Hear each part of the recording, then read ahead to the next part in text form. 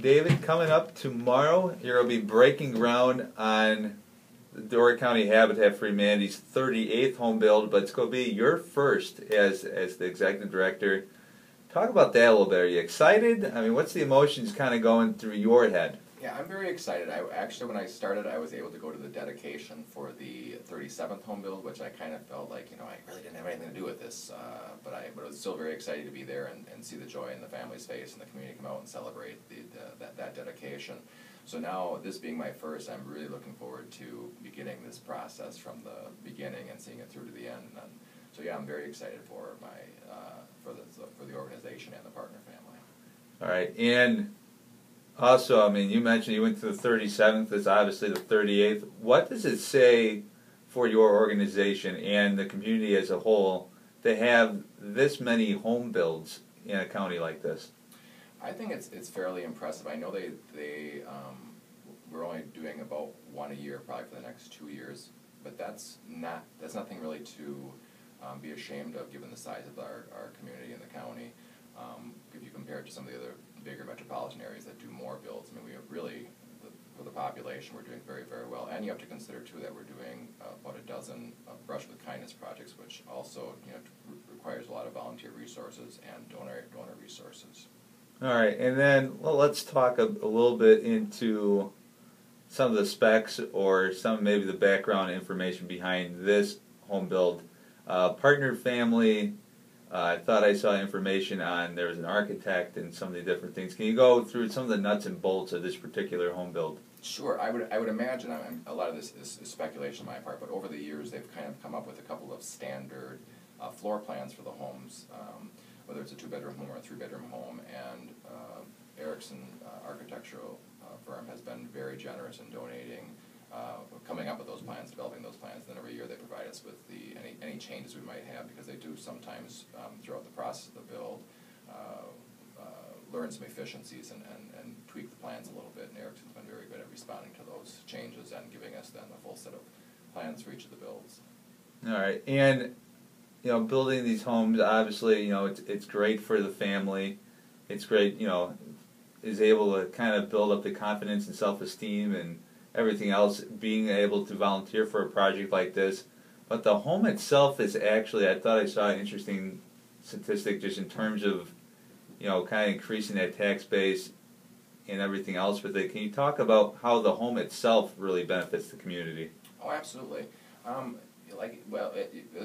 As homeowners realize, we spend a lot of money just to maintain our house, but these partner families also are paying insurance for their homes every year annually, and taxes, which goes to the tax base, which helps pay for a lot of the services that are provided here in Sturgeon Bay and throughout the Door County. So they do contribute positively to the economy by owning this home and maintaining this home.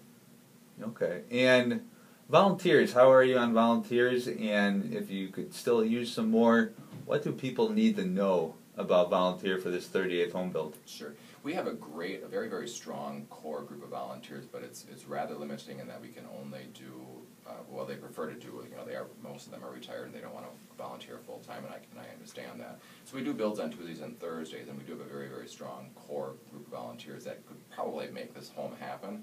But we can always use additional volunteers, because some people of these cores, sometimes, the circumstances are such that they can't make it. And then, like I said, too, we also have these Brush with Kindness projects that we try to do in between, a little downtime with the builds that we're trying to get done also this summer. And so we're always looking for new, fresh blood, if you will, to kind of backfill the holes and gaps that we have in the number of volunteers that are needed. And tomorrow's groundbreaking ceremony, what can we expect from that? It's a ceremonial groundbreaking, excuse me.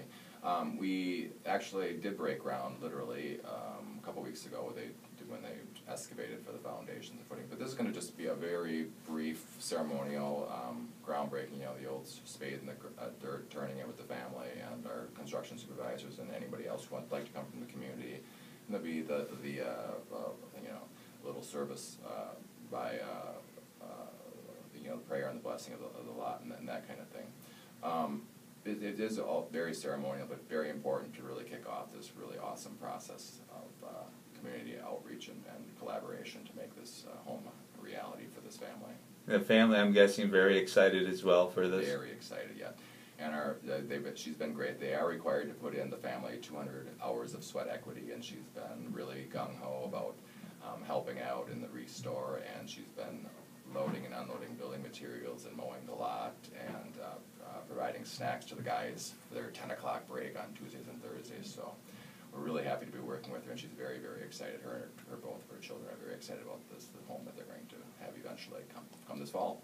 All right. Anything else about this home build that our readers and listeners should know? If you're interested, you can call Marcy if you're interested in volunteering, call Marcy at 920-743-2869. We are always looking for volunteers, and you do not have to have a skill set. I just talked to one of the wife of our volunteers and asked her to be a site host, which it's a great way to start, great way to get to know the guys. Basically, you're just, you're kind of like the hostess, a little hospitality, making sure there's hot coffee, making sure the guys are drinking enough water, facilitating the snack when that does arrive, and the lunch when that also arrives, and make sure the guys fill out all the paperwork. We like to record their hours and whatnot. So there's lots of things that can be done on the site that you don't need a lot of skill for, and you can always work up to more skilled activities as you volunteer more hours.